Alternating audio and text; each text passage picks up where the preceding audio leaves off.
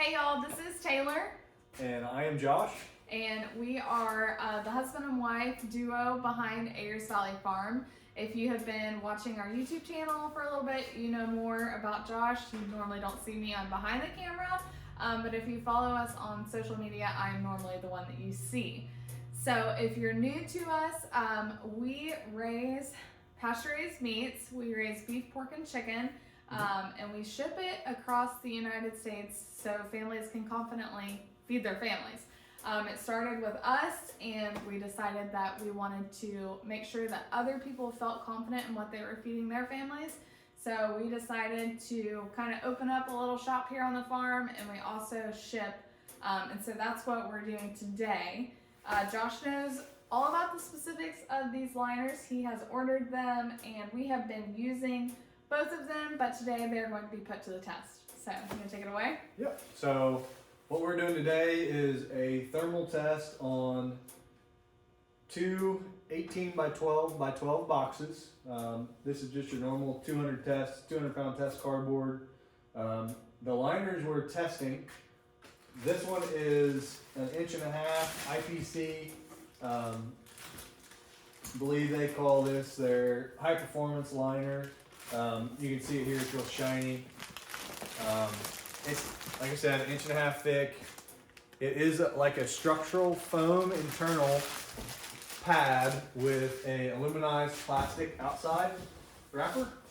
And then here is a green cell foam. This is produced by KTM Manufacturing. It's also 1.5 inches thick, but the beauty of this liner is that the actual insulation portion, the portion that does the insulating, is made from cornstarch. So you can actually dissolve it in water, and then the outside is a plastic layer, so you'd have to do your normal recycling there. Both liners are fully recyclable. One's just maybe just a little bit easier to do so. So what we do is, or what we're going to do today is we've got 2 bags of dry ice here behind us. Weighed out, there's 12.2 pounds in each bag. We put all of our dry ice in the bottom, whether it's block or pellet, either one. And then we are going to add how many pounds? I think we're gonna do 15.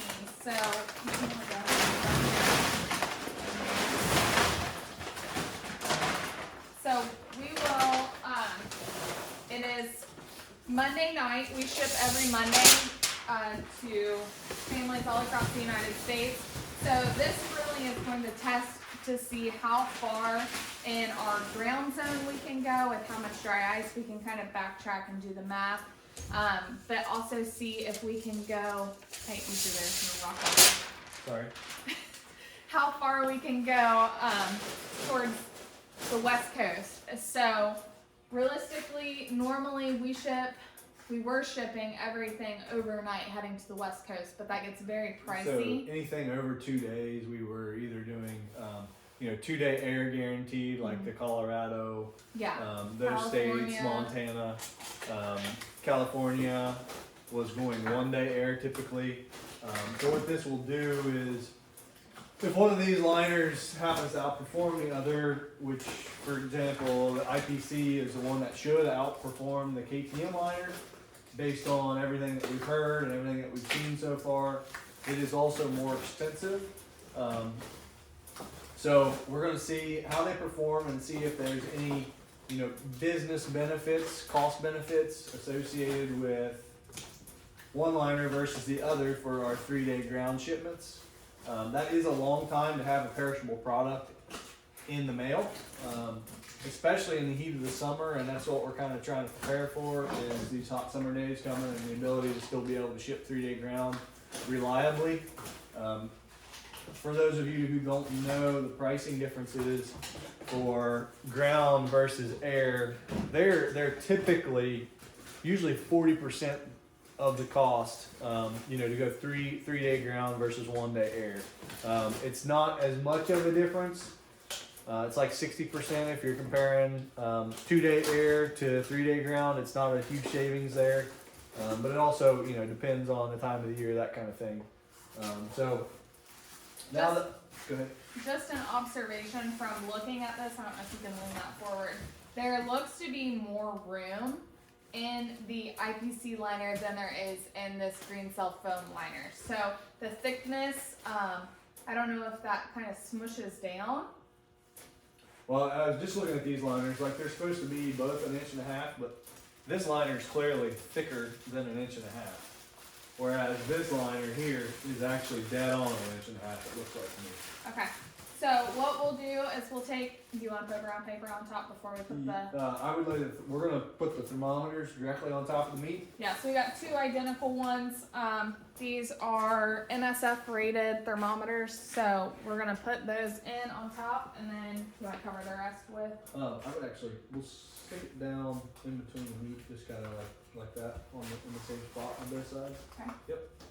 Ready? Get it in there. It's a little tighter of a fit. Yeah, and make sure we got it both turned the same way. So that one's pointing down, Okay. this one's pointing down. And then we are going to put a little bit of brown paper on top before we seal it, because that's what we do for shipping. We try not to leave a big air gap above the meat. Here, I just want to go. So it looks like this at the end of it. For our normal shipments, we have their invoice and then, you know, a little brochure, some thank you cards, handwritten notes, and then a meat temperature guide to help with cooking at home. Recipe cards are to come. We are working on getting all of those ready. So we're going to tape these up, and then we will make another video on Thursday at 9 p.m. When we get these back up, and we will give you the results. So if you don't ship but you find this interesting, or if you have any other suggestions, please let us know. We are trying to create more content for you. And in all facets of our business and our lifestyle, we want to be able to educate, but also entertain and inspire if you're just now starting your journey. And we're here to answer any questions that you have. So like and subscribe, comment down below if you have any ideas or suggestions, and we will do our best. We'll catch you next time.